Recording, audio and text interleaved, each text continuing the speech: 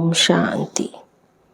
जैसे हम रुद्र यज्ञ करते हैं, रुद्र अभिषेक होता है, इसी प्रकार से सच्चा रुद्र ज्ञान इस समय हम बच्चों को रुद्र शिव बाबा स्वयं आकर के सुनाते हैं।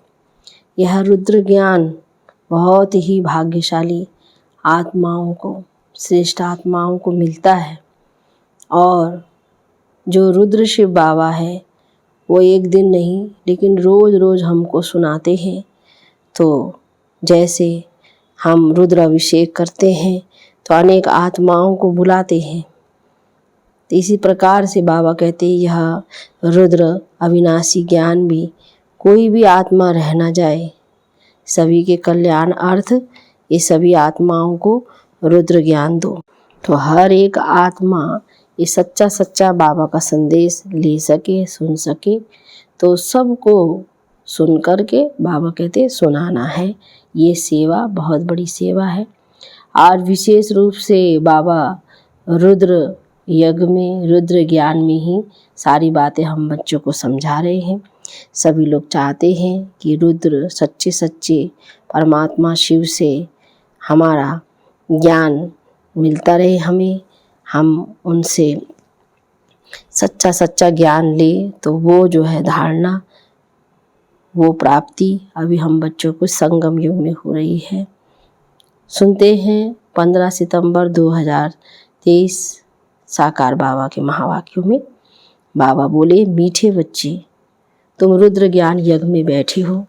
रुद्र शिव बाबा तुम्हें जो सुनाते हैं वह सुनकर दूसरों को जरूर सुनाना है। प्रश्न में बाप ने भी यज्ञ रचा है और मनुष्य भी यज्ञ रचते हैं, दोनों में कौन सा मुख्य अंतर है? उत्तर में मनुष्य रुद्र यज्ञ रचते हैं कि शांति हो अर्थात विनाश ना हो, लेकिन बाप ने रुद्र यज्ञ रचा है कि इस यज्ञ से विनाश ज्वाला निकले और भारत स्वर्ग बने।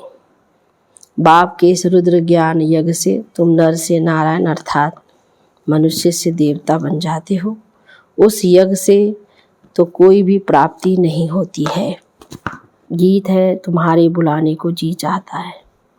ओम शांति। ये कितना मीठा गीत और कितना अर्थ सहित है।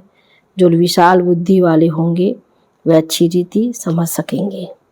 बुद्धि भी नंबरवार है ना, उत्तम मध्यम कनिष्ठ होते हैं। उत्तम बुद्धि वाले इसका अर्थ अच्छी रीति समझ सकते हैं। तुम्हारे बुलाने को जी चाहता है, ये कौन याद करते हैं? बच्चे। कौन से बच्चे? बच्चे तो ढेर हैं। बाबा कहते हैं जो ब्राह्मण बने हैं, जो देवता थे, जिन्होंने ही पूरे 84 जन्म लिए हैं, उन्होंने ही जास्ती बुलाया है। वही शिव अथवा सोमनाथ के मंदिर की स्थापना करते हैं। सिद्ध होता है हम जो पूज्य देवी देवता थे अभी पुजारी बने हैं, तो बरोबर हम पूज्य थे फिर पुजारी बने तो सोमनाथ शिव की पूजा करते हैं। रुद्र यज्ञ बहुत रचते हैं, रुद्र ज्ञान यज्ञ कभी नहीं रचते। रुद्र यज्ञ नाम रखते हैं, अभी भी रुद्र यज्ञ रच रहे हैं। तुम बहुत अच्छा समझा सकते हो रुद्र कौन है। क्या रुद्र ने कभी यज्ञ रचा था? कैसे रचा, फिर क्या उसकी सिद्धि हुई, ये तो कोई नहीं जानते। तुमको अभी ज्ञान का तीसरा नेत्र मिला है। परमपिता परमात्मा के सिवाय ज्ञान का तीसरा नेत्र कोई दे नहीं सकता। ज्ञान सागर परमपिता परमात्मा को ही गाया जाता है, मनुष्य को ज्ञान सागर नहीं कह सकती। अभी तुम जानते हो हमको दादे का वर्षा मिल रहा है, जिसको ही याद करते हैं बाबा आकर अविनाशी ज्ञान रत्नों का दान करो, फिर हम भी दान लेकर औरों को करेंगे। बहुत सहज है, सिर्फ याद दिलाएंगे कि तुम्हारे 2 बाप हैं। भक्ति मार्ग में 2 बाप ही जाते हैं। सत्युग तीर्था में लौकिक बाप ही होता है, वहाँ वर्षा भी तुम इस समय के पुरुषार्थ अनुसार पाते हो। तुम बच्चों को माथा फिरना चाहिए, ऐसी जगह जाकर पूछना चाहिए कि रुद्र यज्ञ किसने रचा था। क्या रुद्र ज्ञान यज्ञ है या रुद्र यज्ञ है? असुर नाम है रुद्र ज्ञान यज्ञ। रुद्र तो है निराकार, वह कैसे यज्ञ रचेगा? जरूर शरीर धारण करना पड़े। दक्ष प्रजापति का यज्ञ भी मनाते आते हैं, दिखाते। दक्ष प्रजापति यज्ञ में अश्वा को स्वाहा करते हैं, घोड़े को टुकड़े टुकड़े कर जलाते हैं, उनको दक्ष प्रजापति यज्ञ कहते हैं। यह तुम अभी जानते हो कि वहाँ लिखना चाहिए ये कौन सा यज्ञ है। बड़ा भक्के से यज्ञ करते हैं, बहुत पैसे इकट्ठे करते हैं, बड़े बड़े आदमी दान करते हैं, कोई 100 निकालते, कोई 500 निकालते। इस रुद्र ज्ञान यज्ञ में तो सारे स्वाहा करते हो। बाबा कहते तुम उसमें तो थोड़ा थोड़ा पैसा निकाला, इकट्ठा करते हैं, फिर ब्राह्मणों को दक्षिणा मिलती है। यहाँ तो तुमको स्वाहा होना पड़ता है, वहाँ स्वाहा होने की बात नहीं। यहाँ बच्चे कहते हैं बाबा तन मन धन सहित मैं आता हूँ, वहाँ ऐसे नहीं कहेंगे। आहुति कभी ऐसे नहीं डालेंगे। आरती आदि होगी, चंद चीरा होगा, बड़ों बड़ों से लेते हैं चंदा आदि। तुम बच्चे जानते हो हम रुद्र ज्ञान यज्ञ से ही विनाश ज्वाला प्रज्वलित हुई है। वे यज्ञ रचते हैं शांति के लिए, विनाश के लिए। वहाँ शांति का बड़ा आवाज़ करते हैं। शांति तो सारी दुनिया में चाहिए ना। परमात्मा है शांति का सागर। तुम बच्चों को अर्थ समझाया जाता है। अखबार पढ़ते हो तो ख्याल चलना चाहिए कैसे हम सबको समझाएं। बाप जानते हैं कैसे बी के दुकान संभाल रहे हैं। सेठ का कौन सा दुकान अच्छा चलता है, कौन सा मैनेजर अच्छा है, वह तो गुड़ जाने, गुड़ की गोथरी जाने। तो ये ब्रह्मा है गोथरी, ये बड़ी रमणीक बातें हैं। तो रुद्र ज्ञान यज्ञ के लिए लिखा हुआ है, इससे विनाश ज्वाला निकली। वह यज्ञ करते हैं शांति के लिए, यह है सच्चा सच्चा यज्ञ। उन ब्राह्मणों के तो अनेक सेठ होते हैं, ये तुम ब्राह्मणों का एक ही सेठ है। बाप है रुद्र, रुद्र बाप कहो, शिव कहो, सोमनाथ कहो। उसने ज्ञान यज्ञ रचा है जिससे तुम मीठे हो। ये यज्ञ तो 2-4 दिन चलेगा। तुम्हारा ये रुद्र ज्ञान यज्ञ तो बहुत बड़ा है, उसमें टाइम लगता है। तो यह है नर से नारायण अथवा मनुष्य से देवता बनने का यज्ञ। वह तो ऐसे नहीं कहेंगे। बाप बैठ समझाते हैं कैसे उन्हों को सावधान करो, बड़ों बड़ों को बोलो ये तुम जो यज्ञ रचते हो उसमें भूल है। कहती परमपिता परमात्मा कल्प कल्प संगम पर आते हैं। शास्त्रों में फिर युगों युगों लिख दिया है, ये भूल कर दी है। वैसे ही रुद्र यज्ञ रचते हैं। वास्तव में रुद्र ज्ञान यज्ञ है। शिव का नाम है रुद्र, उसने ही ज्ञान यज्ञ रचा है। जैसे इब्राहिम ने अपना इस्लाम धर्म स्थापन किया, बुद्ध ने बौद्ध धर्म स्थापन किया, वैसे रुद्र का ज्ञान यज्ञ जिसमें विनाश ज्वाला प्रज्वलित होगी। तो गोया वो लोग शांति के लिए यज्ञ रचते हैं, अर्थात विनाश नहीं चाहते। स्वर्ग की स्थापना के लिए नरक का विनाश हो तो अच्छा ही है ना। भारत है अविनाशी खंड, जरूर भारत के मनुष्य संप्रदाय बहुत ज़्यादा होने चाहिए। आदि सनातन देवी देवता धर्म था, उनको सारा कल्प हुआ है। शास्त्रों में 33 करोड़ लिख दिया है, परंतु ये तो समझाना चाहिए जरूर और धर्म वालों से देवता धर्म की आदमशुमारी जास्ती होगी। लेकिन वे कन्वर्ट हो गए हैं तो कैसे निकले। बौद्ध, क्रिश्चियन, मुसलमान आदि जाकर ढेर सारे हैं, इसीलिए थोड़ी संख्या हो जाती है। यह भी ड्रामा। इसमें समझने की बड़ी विशाल बुद्धि चाहिए। जब तक बुद्धि में ज्ञान नहीं बैठा है तो सिर्फ अर्पणमय होने से क्या फ़ायदा। अर्पणमय तो ढेर बनते हैं, परंतु जो अच्छी रीति धारणा कर और कराते हैं, प्रजा बनाते हैं, वही अच्छा पद पा सकते हैं। तो ये गीत एक्यूरेट है। बुलाने को जी चाहता है। सबसे पहले 84 जन्म किसने लिए होंगे। जो पहले पहले थे वह थे ही देवी देवता, सो भी भारत में थे। अभी तो कोई है कहाँ, कोई कहाँ कन्वर्ट हो गए। कई तो भारत से बाहर चले गए हैं। नहीं तो वास्तव में भारत जैसे बड़े से बड़ा तीर्थ और कोई है नहीं। और सभी धर्म स्थापक जो हैं उन्हों को भी पावन बनाने के लिए भगवान को भारत में आना पड़ता है, क्योंकि सब पतित है। सबको पावन बनाना वाला एक है, यह तुम जानते हो। तुम्हारे में भी नंबरवार यथातिथि जान सकते हैं। तुम कहेंगे हम रुद्र ज्ञान यज्ञ में बैठे हैं। ऐसा कोई यज्ञ होता है क्या जिसमें इतना समय बैठे हो। क्या बैठ करते हो। रुद्र जो ज्ञान सुनाते हैं वह सुनते ही रहते हो। तो जहाँ तक रुद्र बाबा शरीर में है सुनाते ही रहेंगे। प्रजापिता ब्रह्मा भी तो जरूर यहाँ होगा ना। ब्रह्मा का दिन और ब्रह्मा की रात गाई हुई है। सूक्ष्म तनवासी ब्रह्मा का थोड़ी दिन और रात बनाएंगे, वह तो सूक्ष्म तनवासी देवता है।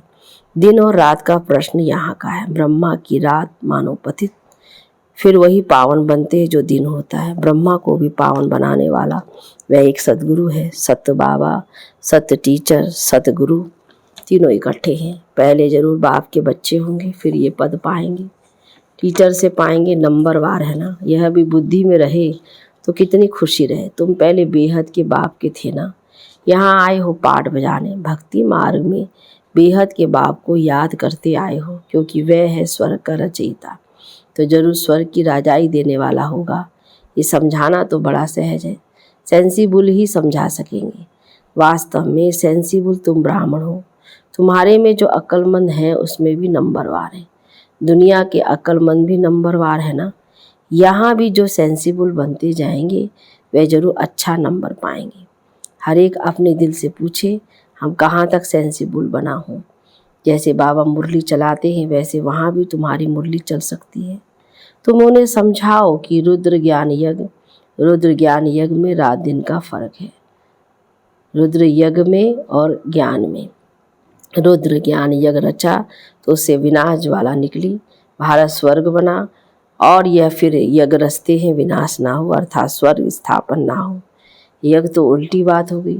तब तो बाबा कहते हैं मैं इन सब का उद्धार करने आता हूँ, रुद्र ज्ञान यज्ञ रचता हूँ। तो तुम प्रतिज्ञा करते हो बाबा हम आपसे सुनकर और सुनाएंगे। अच्छा, औरों को सुनाओ, पहले यहाँ तो रिपीट करो, घड़ी घड़ी रिपीट करो, जो फिर कहाँ समझा सको। प्रैक्टिकल पॉइंट है, बाबा कहते हैं फर्स्ट क्लास पॉइंट है। उस यज्ञ में तो जो जौ तिल आदि डालते हैं, फिर रुद्र ज्ञान यज्ञ में तो सारी पुरानी दुनिया की सामग्री सुहा हुई थी। परंतु यह सब बातें कोई की बुद्धि में अच्छी रीति धारण नहीं होती। बाप को याद नहीं करते हैं तो बुद्धि का ताला नहीं खुलता।